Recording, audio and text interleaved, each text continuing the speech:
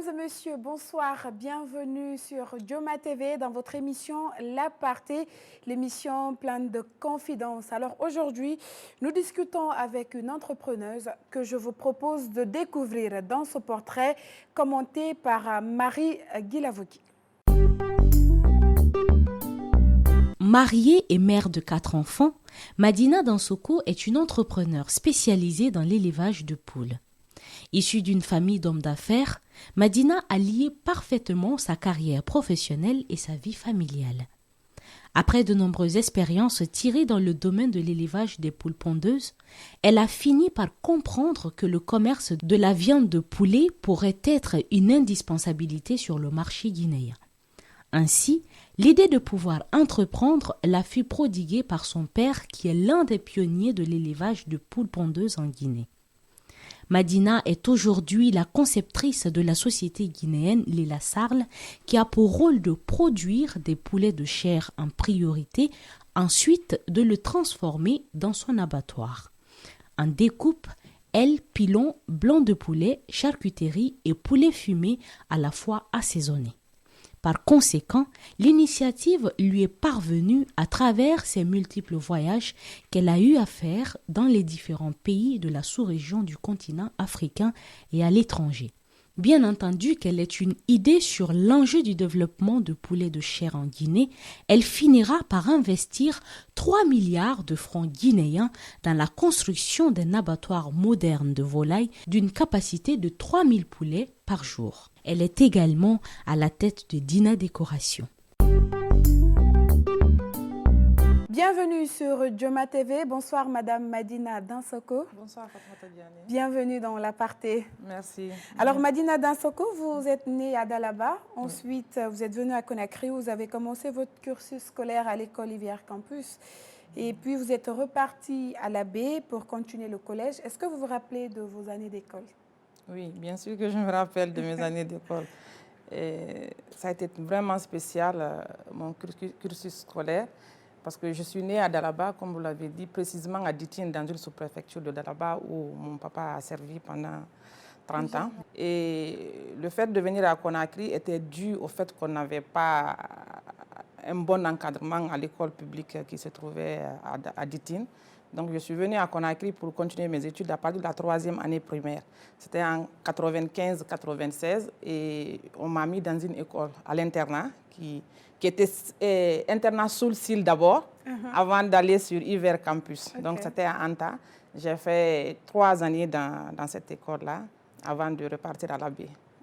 Et quand vous êtes reparti à la baie, ça n'a pas été difficile de vous intégrer? Non, pas du tout, parce que pendant les congés et les vacances, déjà, je l'ai passé entre Ditine et la baie. Donc, ça n'a pas été difficile de rentrer à la baie. S'adapter avec non, pas du tout. La citadine qui vient d'arriver dans cette Oui, région. qui vient de Conakry, oui, bien sûr, qui parlait plus français que les autres étudiants qui étaient à l'école et qui parlaient un peu soussou aussi. Donc, mais ça n'a pas été difficile parce que j'avais plein d'amis qui étaient à l'école, qui venaient aussi de Conakry, dont leur papa servait à la baie à l'époque. Donc, je me suis fait un cercle d'amis, de gens de Conakry et de la baie. Donc, ce n'était pas difficile. Alors, Madina Dansoko, selon vos proches, vous étiez une jeune fille stricte, rebelle, qui disait ce qu'elle pensait. Elle avait du caractère. Alors, est-ce que ce caractère n'affecte pas tes liens avec tes proches? Oui, bon, je pense que je n'ai pas changé. Je le suis toujours, comme vous l'avez dit, ça m'attire des ennuis, tout le temps d'être directe et franche. Ça m'a toujours donné des problèmes, mais bon, je fais avec, je peux pas, c'est mon caractère, c'est mon comportement, je ne peux pas m'en débarrasser. Je fais parfois des efforts, mais bon, ça me rattrape toujours. Oui, bien sûr que ça m'a attiré beaucoup d'ennuis avec certaines proches, mais bon, je reste comme je suis. Bon, après, vous ne regrettez pas de dire ce que vous avez sur le cœur? Non, si je ne le fais pas, je tombe malade. Donc, je préfère le dire que tomber malade. C'est mieux que d'être hypocrite, en tout cas. Je vous encourage. Madina, vous êtes l'aînée d'une fratrie de 5 enfants, 2 garçons et 3 filles. Quels sont vos liens avec le reste de votre famille? On a des liens très, très, très serrés avec mes frères et sœurs. Et je suis l'aînée, comme vous l'avez dit, de 5 enfants. Nous sommes 3 filles qui se suivent après 2 garçons. Et pendant notre enfance, on a été beaucoup séparés parce que Moi, on est tous nés à Ditine et après quelques années, il y a ma soeur Kesso qui est venue s'installer à l'Abbé parce qu'elle avait des problèmes drépanocytaires, elle était souvent malade, donc il fallait qu'elle soit à côté, quelque part où il y avait un hôpital et tout. Et après, quand on est revenu à l'Abbé pour s'installer, moi et mes parents, mes frères et sœurs, et finalement, mon père avait acheté une maison à Dakar et il y a Bintou, et Boubacar et Amadou qui sont allés s'installer. Kesso aussi est resté un peu à Dakar, mais après, elle est revenue. Donc, comme je vous le dis, mes 3 frères et sœurs ont grandi à Dakar et Kesso a grandi dans la famille de mon oncle et moi chez mes parents. Donc, c'est après plusieurs années qu'on s'est retrouvés tous ensemble encore. Et quand vous vous êtes retrouvés ensemble, c'était comment? Ça allait, je jouais le rôle de l'aîné parce que j'ai eu des parents qui sont très très stricts. Mon père était... Bon, je n'ai pas eu la chance parce que parfois il y a des parents, le papa est strict, la maman est un peu plus souple, mais moi, tous mes 2 parents étaient très stricts. Non, vous n'avez pas volé votre caractère. Ouais. Et ils comptaient beaucoup sur moi et ils se disaient que si mon éducation était ratée, c'était fini pour les autres. Donc c'était l'exemple sur moi tout le temps. Donc j'avais vraiment cette charge-là à la tête. Mais après, quand on s'est retrouvés, on passait des bons moments ensemble jusqu'à ce qu'on s'est mariés chacune, une à une. Et aujourd'hui, on a des liens très, très sérieux. C'est comme, je me dis parfois, c'est pas comme si on avait grandi dans des différents endroits. Aujourd'hui, on se soutient beaucoup. Le lien du sang est toujours resté. Oui, parce que nos parents ont œuvré pour ça et c'était très important pour eux qu'on soit unis, qu'on se soutienne mutuellement. Vous soyez ensemble. Oui. Et Madina, pour une petite fille qui disait ce qu'elle pensait, qui disait ce qu'elle avait sur le cœur, alors comment ça se fait que vous soyez mariée à l'âge de 17 ans? C'est un choix personnel ou c'est la famille qui avait imposé? Pas du tout. C'est étonnant, mais ce n'est pas la famille qui a imposé. Ah, d'accord. Moi, j'ai été précoce et j'ai toujours eu des amis qui étaient beaucoup plus âgés que moi. Par exemple, je n'ai jamais eu des amis il y a au moins 5 ans ou 10 ans d'écart entre moi et mes amis. Donc, j'ai été précoce. Et vu que j'étais l'aînée de la famille aussi, mes parents... Ma maman est diabétique depuis plus de 20 ans. Mon père aussi et ma mère, ils sont tous hyper tendus. Donc, ils se disaient... Dieu merci qu'ils vivent jusqu'à maintenant, mais ils n'espéraient même pas avoir autant une longue vie comme celle qu'ils ont eue là. Et ils se sont dit qu'il fallait qu'ils me responsabilisent très tôt. Donc, ce n'est pas eux qui ont choisi. Moi-même, j'ai choisi mon mari, je l'ai rencontré, je l'ai choisi moi-même. Mais ça ne les causait pas de problème. C'était un avantage pour eux parce qu'ils se disaient, une fois que je serai mariée, je serai plus responsable et je pourrai plus prendre en charge mes frères et sœurs. Donc, tout ça a impacté un peu le fait que je me suis mariée un peu plus tôt. Que vous soyez mariée un peu plus tôt. Et moi, ce que je voulais savoir, vous personnellement, pourquoi vous n'avez pas attendu? Pourquoi je n'ai pas attendu? Parce que dans ma famille, il y a cette culture-là de se marier très tôt. Je viens d'une famille diakhanké. Et chez les diakhanké, en général, on a la tradition de se marier très tôt. Une fois qu'à 20 ans dans ma famille, on te dit que... Bon, je dis en Poula parce que je ne parle pas diakhanké, on te dit à Sonti. Ah. Donc, vous voyez un peu, c'est comme si tu as trop tardé à te marier. Donc, il y avait cette culture-là dans ma famille. On est dans une région Peul, mais on a notre culture aussi qui est là. Et vous le regrettez d'être... Non, pas du tout, parce que je ne marierai pas ma fille à 17 ans, mais je ne regrette pas de m'avoir mariée à 17 ans. Et comment vous avez réussi à accumuler le rôle de mère à votre jeune âge? Comment vous avez réussi à ça s'est fait tout seul. Il n'y a pas de manuel au fait, pour apprendre. Ça s'est fait tout seul parce que déjà, j'étais déjà une mère au fait, parce que je suis l'aînée d'une famille et j'ai toujours pris soin de mes frères et sœurs. J'ai eu l'habitude de tenir une maison très, très, très jeune parce que je m'impliquais beaucoup dans les tâches de la famille. Bon, d'ailleurs, je suis la seule parce que mes petites sœurs sont des filles gâtées. Et souvent, je les rappelle comment tenir la maison. Mais moi, depuis toute petite, ma maman, quand elle voyageait, c'est moi qui gérais la dépense. Je gérais les employés à la maison, je gérais mes frères et sœurs. Donc, c'était naturel chez moi, en fait. C'était naturel. Et je vais vous reposer la question. Est-ce que vous allez accepter que vos filles se marient à 17 ans? Non, pas du tout. Je viens de le dire. Pourquoi? Je ne marierai pas ma fille à 17 ans, pourquoi? Mais je ne regrette pas de m'être mariée à 17 ans. Non, mais pourquoi? Bon, déjà, moi, je n'ai pas fait des études qu'eux, ils vont faire. Par exemple, moi, j'ai fait mes études jusqu'au niveau du brevet. J'ai fait 3 ans de comptabilité après. Donc, ce qui fait que je me suis mariée encore à l'âge de... Bon, quand j'ai fait le brevet, après mon brevet, je me suis mariée. Mes enfants vont faire, ils veulent faire l'université. Donc, je sais qu'allier école et études, ce n'est pas facile, ça se fait. Quand on a la volonté, on peut y arriver, mais je sais que ce n'est pas facile. Donc, je les attends. Ils font ce qu'ils veulent, hein, de toutes les façons. S'ils veulent se marier plus tôt, moi, je serai contre de toutes les façons. Mais bon, si c'est leur choix, il n'y a pas de souci. Il n'y a pas de souci. Alors, vous le constatez, dans l'aparté, nous sommes avec Madame Madina Dansoko, entrepreneuse et également propriétaire de Lela Poulet et Dina Déco. À présent, nous allons avec la rubrique J'avoue tout. Joma TV, l'aparté, Madame Madina Dansoko, notre invitée. Alors, Madame Madina, ce que vous allez faire, vous allez approcher cette boîte, vous allez prendre 5 questions, que vous allez lire et puis répondre. D'accord. Allez-y. Ouais.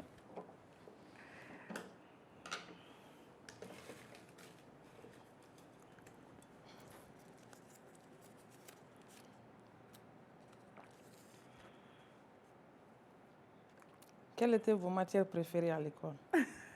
La biologie. OK. J'aimais beaucoup la biologie. Quelle était? OK. Et il y aura une autre? Non. Vraiment, celle dont je me rappelle que j'aimais beaucoup, C'est la c'était la biologie. biologie. Oui. OK, on y va avec la deuxième question. D'accord.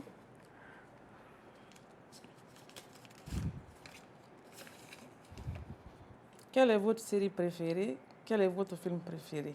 J'avais peur qu'on me pose cette question parce que j'ai un problème, je ne retiens pas les titres. Je regarde des séries et des films, mais je ne retiens pas les titres. C'est ça, c'est un peu ça le problème. Sinon, j'aime bien regarder les téléréalités sur Netflix. Et par exemple, il y a une émission, je ne sais pas trop prononcer, c'est en anglais, où ils parlent de l'immobilier, ils visitent des maisons, ils vendent des maisons. Oui. OK. C'est ça. Donc, j'aime bien regarder ce genre de séries. Donc, on peut dire d'émission. Oui. La troisième.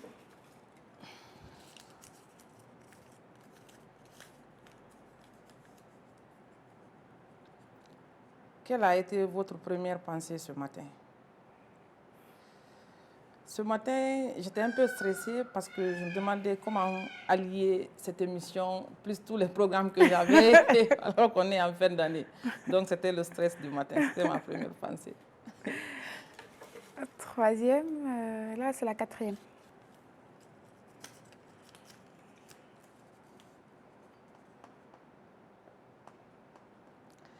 Y a-t-il une tradition familiale que vous souhaiteriez transmettre à vos enfants? Tradition familiale. Je dirais, dans ma famille, dans toutes les familles, on va dire qu'on se respecte. Donc, la voix des aînés compte beaucoup. OK. La voix des aînés compte beaucoup. Et parce que très souvent, quand je parle à mes frères et sœurs, ils m'écoutent beaucoup. Okay. Et nos parents nous ont inculqué cela. Et je pense la voix des aînés. OK. C'est la dernière. Il reste une. Une, OK. Oui, la toute dernière.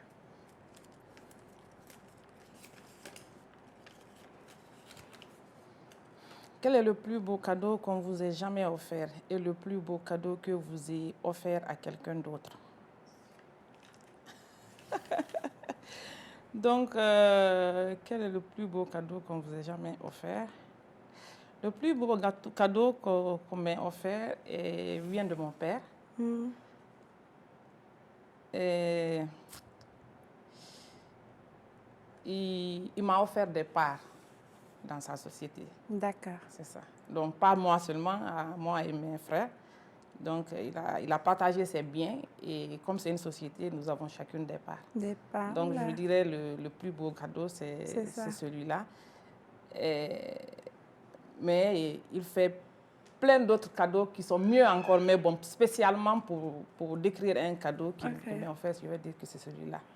Le plus beau cadeau que j'ai offert aussi, bon, je ne sais pas, peut-être qu'on va demander à ce que j'ai offert. Je pourrais faire à cette question. Les personnes qui ont reçu le cadeau peut-être, ou vous-même, vous pouvez. Oui, bon, je sais, bon, le cadeau que j'ai, peut-être ça a fait plaisir à la personne, mais je ne sais pas à quel point. Donc, c'est difficile pour moi de dire. C'est bien réfléchi. Merci beaucoup, Madina, d'être prêtée à nos questions. À présent, nous, on va aller avec mes questions. Madina, vous êtes très amoureuse de voyage. Ça se voit dans vos stories, sur les réseaux sociaux, surtout de mode également. Alors, aujourd'hui, on peut dire que vous vivez votre rêve d'enfance?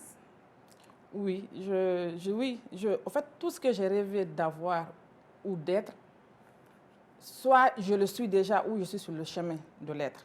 Donc, je remercie le bon Dieu pour ça. À chaque fois que j'ai rêvé de faire quelque chose ou de vouloir faire quelque chose, Dieu m'a toujours accordé la possibilité de le faire. Donc, je me sens tellement spéciale. Vous vous tracez ce chemin ou vous pensez que c'est un miracle de Dieu? Il y a le miracle de Dieu et il y a le fait que, peut-être inconsciemment, je vais vers ce rêve-là pour...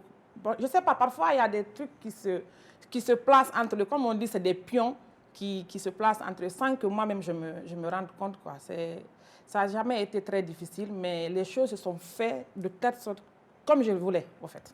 Ok, et maintenant, parlons de votre vie personnelle. Vous êtes mère, vos enfants sont des adolescentes, et vous, en tant que jeune femme, comment vous arrivez à comprendre vos enfants? Parce qu'on sait que l'adolescence est un âge qui n'est pas très facile à gérer. Oui, j'ai été adolescente et comme tu le disais tout à l'heure, j'ai été très rebelle. Parmi tous mes frères et sœurs, j'ai été la plus rebelle, la plus difficile à gérer dans ma famille. Et comme je te dis, j'ai eu des parents très, très stricts qui ne me laissaient pas sortir, qui choisissaient mes amis, qui traçaient toute ma vie au fait, quoi. J'étais une enfant du salon, de la cour, je ne faisais absolument rien.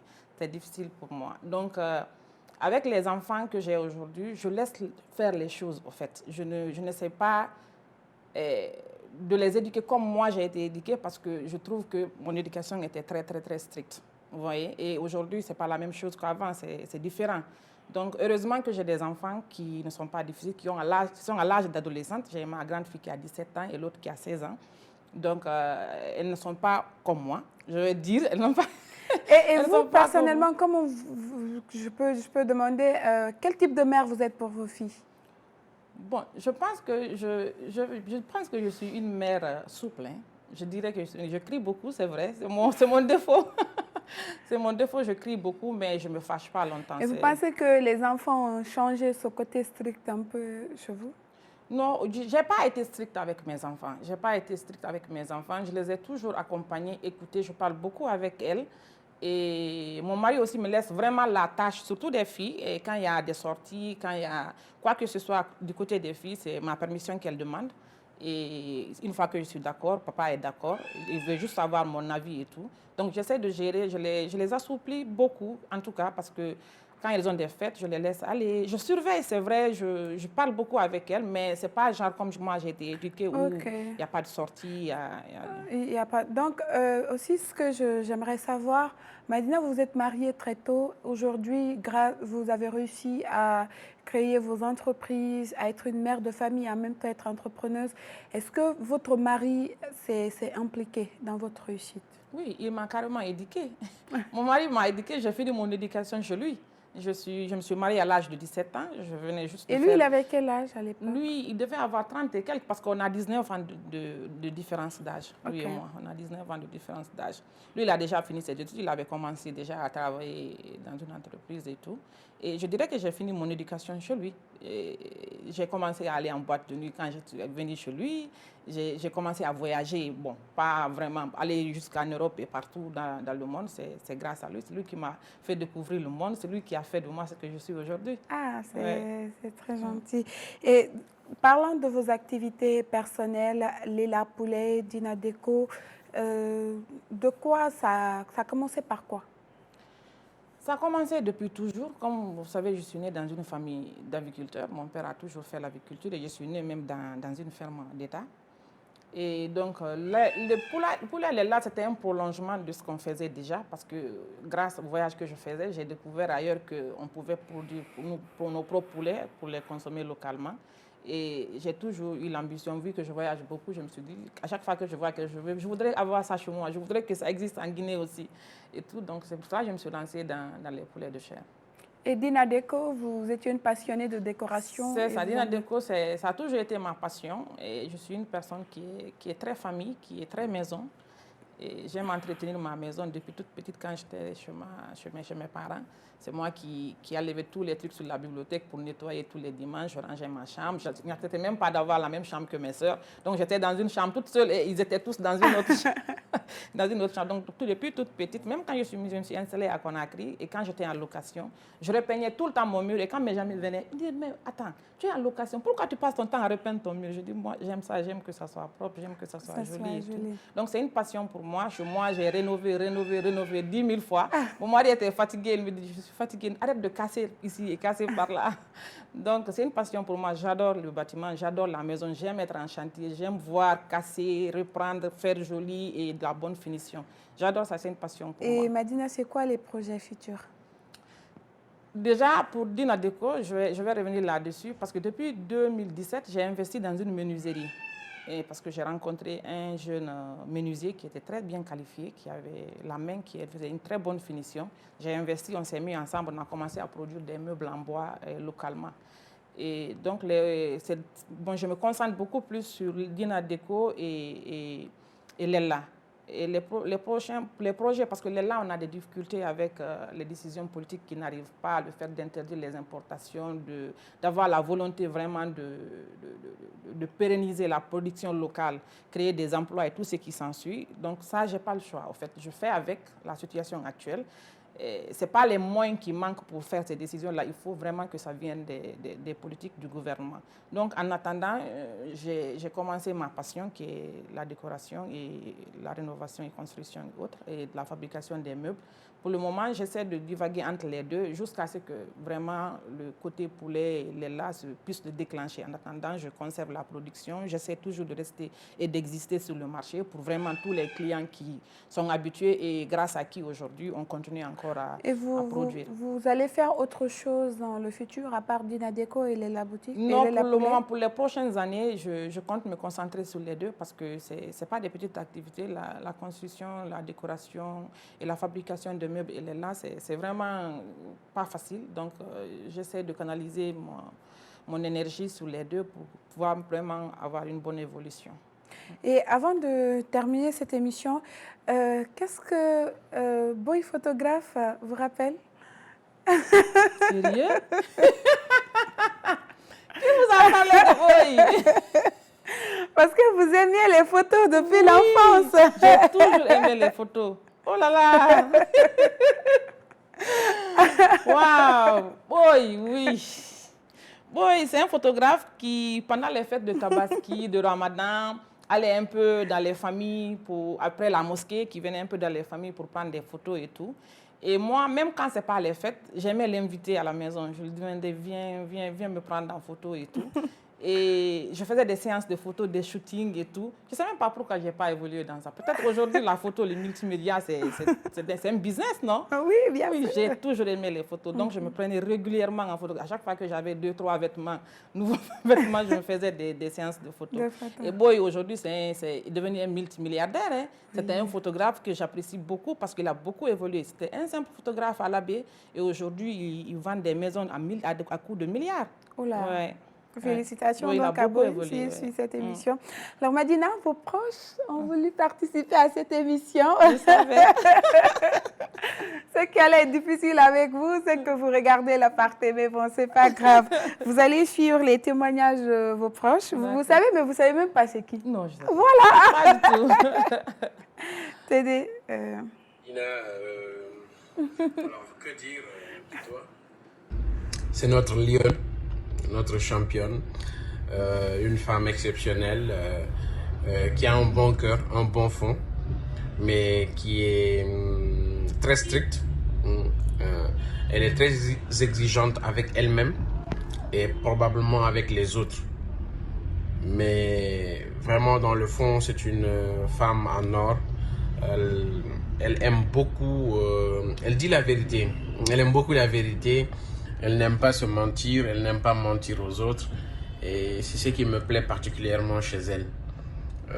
Donc, si je devais faire un témoignage, si je devais résumer en fait Madina, ce serait force, hein, notre lionne, bien sûr, et courage et beaucoup de persévérance. Alors, Madina, comment décrire cette brave dame? Madina, c'est quelqu'un de gentil, de très gentil, de disponible en amitié et qui booste les gens de l'avant. On a mis du temps à être proches, mais une fois qu'on a cliqué, c'était parti. C'est quelqu'un qui est là, elle est là pour moi, enfin, on est là l'une pour l'autre. Et puis, elle est très, très loyale en amitié et elle est très battante, très brave. Elle croit en ses projets, elle croit en ses projets, elle croit en ce pays et elle n'hésite pas à aller sur le front pour défendre les intérêts du pays et ses intérêts et les intérêts de ses affaires. Donc moi je suis très heureuse de l'avoir parmi mon cercle d'amis et j'espère que notre amitié elle va continuer, voilà. Sinon Madina, je veux poulet. Il y a plus haut. Pardon, faut me donner 2. Oh là là, Allez. Mariam. Alors, ma maman, c'est vraiment Sérieux? quelqu'un d'attachant. Elle a su nous éduquer avec des principes et des valeurs. Elle nous montre qu'il faut vraiment se battre pour ce qu'on veut, comme elle le fait tous les jours avec l'abattoir, Léla ou encore Dina Déco. C'est vraiment une personne très inspirante et je suis très, très, très, très fière et contente de dire que Madina, c'est ma mère. C'est une très belle femme, merveilleuse, ambitieuse et elle se bat pour ce qu'elle veut. Elle nous a donné l'une des meilleures éducations, je peux dire, et elle nous conduit dans sa vie. On vit tout avec elle et elle nous transmet beaucoup de messages. On voit une autre vie à travers elle, on va dire. Et vraiment, je suis fière. Je suis fière d'elle et je suis fière d'être sa fille. Parce que quand je sors et je vois, on dit « Ah, t'es la fille de Madina, j'adore ». Je trouve que c'est une fierté pour moi et pour toute ma famille. Elle sait parler comme ça. Et aussi, c'est une femme qui aime beaucoup sa famille. Voilà, c'est tout. Ah bon? Donc, Elle s'exprime autant. C'était donc la Oh surprise là là. que nous avons Vous gardée. m'avez fait ça, je savais. Pour vous. Pourtant, comme hier, j'avais prévu de venir avec elle. J'ai dit, accompagnez-moi. Elle me dit, mais tu vas pourquoi? Alors qu'elle savait, non? Elle est complice. Ah, d'accord. Alors Madina, Oh, ça fait trop merci plaisir. beaucoup d'avoir participé à cette émission. Merci à vous. Merci pour toutes ces émotions. Merci de moi. Ouais, parmi tous les témoignages, celui de mon frère est exceptionnel. C'est mon frère, c'est mon sang, c'est comme il dit tout le temps, il m'appelle la lionne. Et je me demande même pourquoi il le fait, parce qu'il est tellement fort, il est tellement intelligent et il est très, très, très brave, Boubacar. Chez nous, les Diakanké, bon, les hommes sont toujours privilégiés et tout. Et lui, il est le petit frère, il est le quatrième d'ailleurs. C'est ça, le dernier, non, l'avant-dernier des garçons. Mais sérieusement, j'ai l'impression qu'il est mon grand frère. Il est protecteur. Ouais, il est protecteur, il est intelligent. Il a tellement de sagesse que parfois j'ai l'impression qu'il joue parfois même le rôle du grand frère à la place. Alors le message est lancé à Boubacar. Merci à lui d'avoir participé à cette émission. Madina, on espère vous retrouver très bientôt dans de très bonnes conditions. Merci beaucoup et merci à Mariam aussi au passage de son témoignage. Et voilà donc, c'est la fin de cette émission que vous pouvez retrouver sur notre chaîne YouTube Joma TV, mais également sur notre page Facebook Joma TV, l'aparté-Joma TV. Merci à Univers de la mode pour cette très belle robe. Merci à l'équipe de la réalisation, l'équipe technique et à tous ceux qui m'ont aidé pour réaliser cette émission. Merci à vous, merci pour votre attention et j'espère vous retrouver vous aussi très prochainement dans un autre numéro. Au revoir.